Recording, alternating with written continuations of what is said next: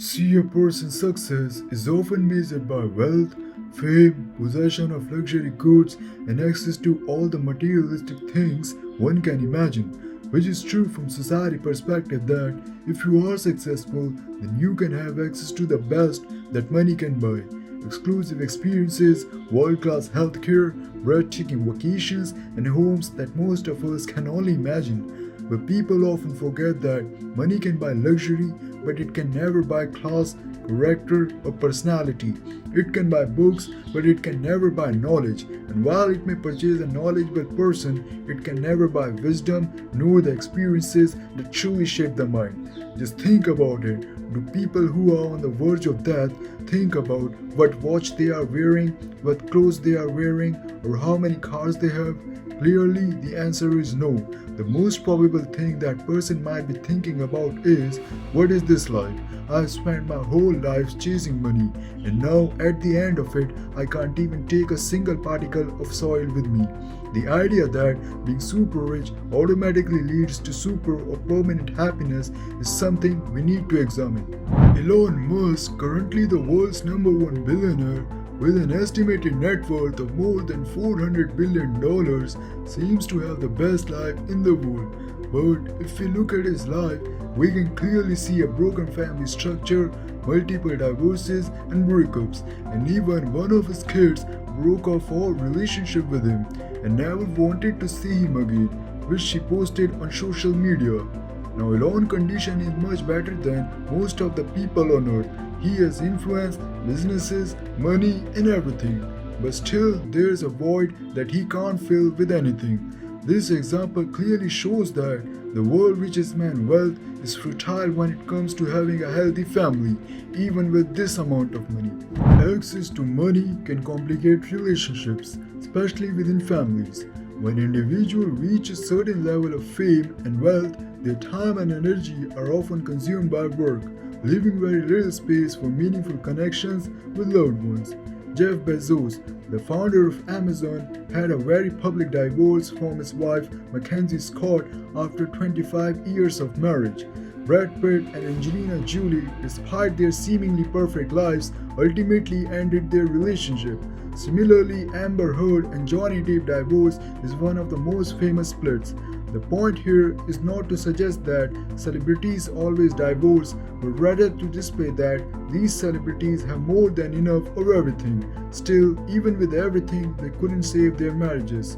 The late Robin Williams, one of the most beloved actors and comedian in Hollywood, became a symbol of the paradox between fame, fortune, and personal pain. Despite his enormous success, Williams suffered from severe depression and struggled with addiction. In an interview, he famously said, "Comedy is acting out optimism." This means that comedy is about finding the funny side of life, even when things are tough. It shows hope and positivity by making people laugh even in difficult situations. Comedians often make the bad stuff seem less serious, helping people feel better and more hopeful.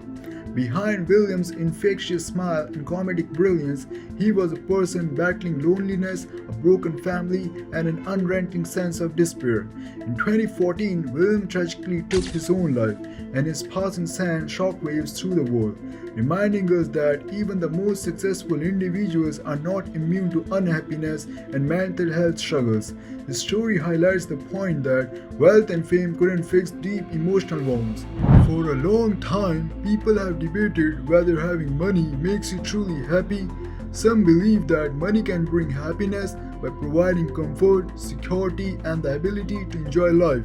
Others argue that happiness comes from relationships, experiences, and personal fulfillment, not just from having wealth. In simple terms, while money can make life easier, it doesn't guarantee happiness on its own. According to Robert Waldinger and Mark Schweiss, author of The Good Life, no money will buy you happiness. That's according to the finding of the Harvard Study of Adult Development, the world's longest study on happiness. Research and real-life experiences have shown that beyond a certain point, additional wealth has diminishing return on happiness.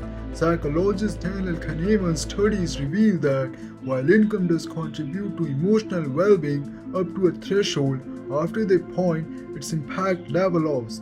This disconnect is evident in the lives of many wealthy individuals.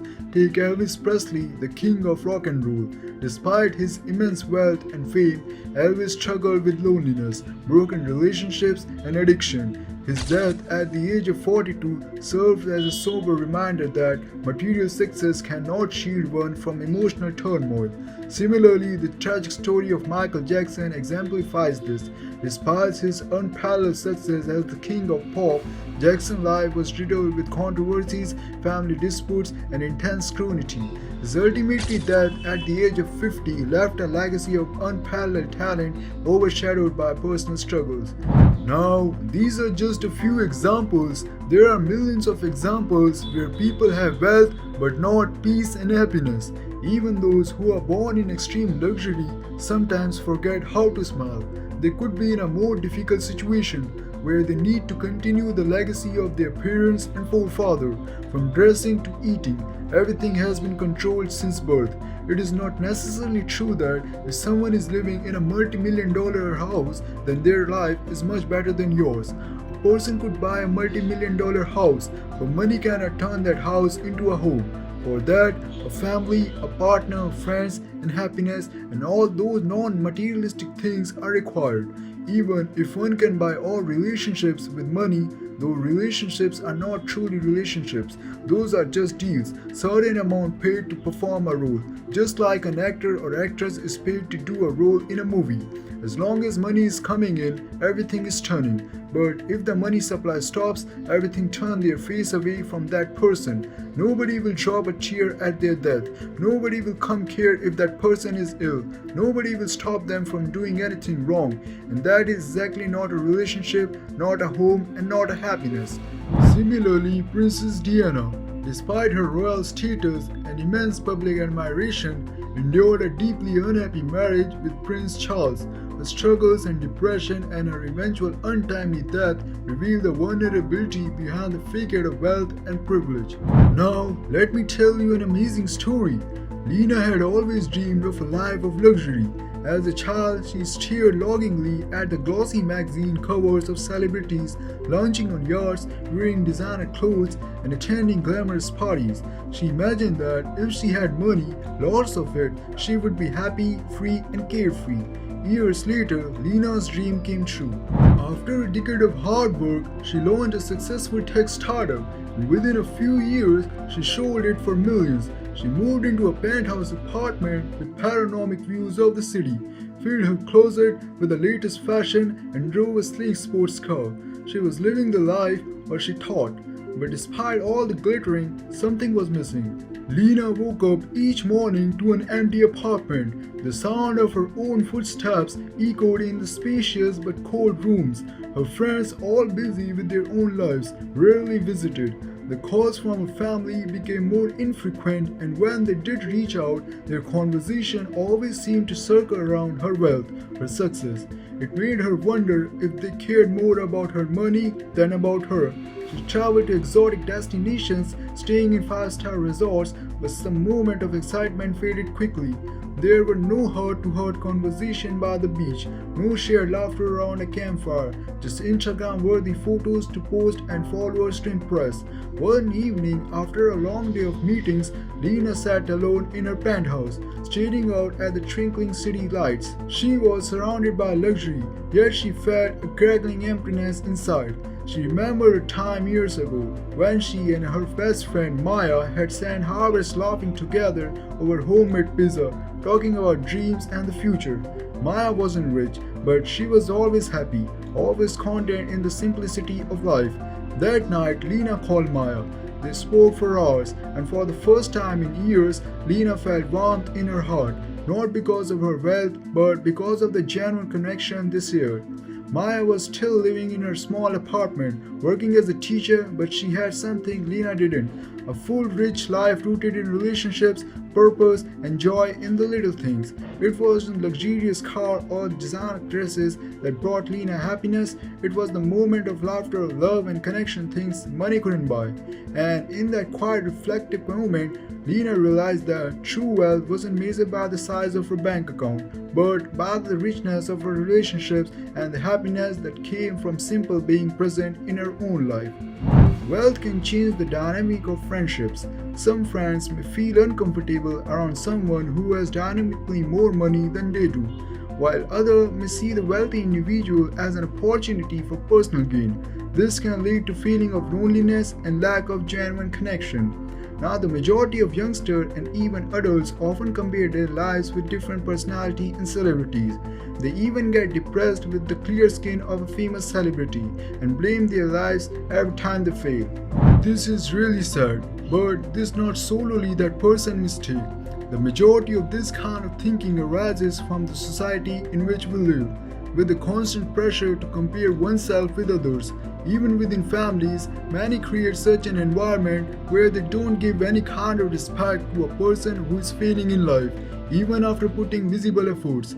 Rather than supporting and try to make a person smile, they never miss a chance to humiliate that person. And that humiliation often leads to only one conclusion: only successful people are treated well in society, and by success they mean having money. This is a very narrow view because the comparison cycle never ends. An average person compares their life with a rich person. A rich person compares their life with an even richer person, and the cycle continues. The person who is the richest of all is always in pursuit of how to become even richer. Well, wealth may change everything, which is a true fact, but success doesn't only mean wealth. Some people spend their whole life chasing money, and at the end, when they earn it, they find it even more annoying. This video is not saying that money is a bad thing, but more than money is not the only thing. Yes, it is hard to earn money, but it is even harder to earn respect and peace. Different people can have different meaning for happiness, which is something no one can debate. But those who think one cannot be happy unless super rich are walking the most difficult path, nor enjoying any moment of life just for money. Success is like a journey, and sometimes the journey matters more than the end point. Thank you.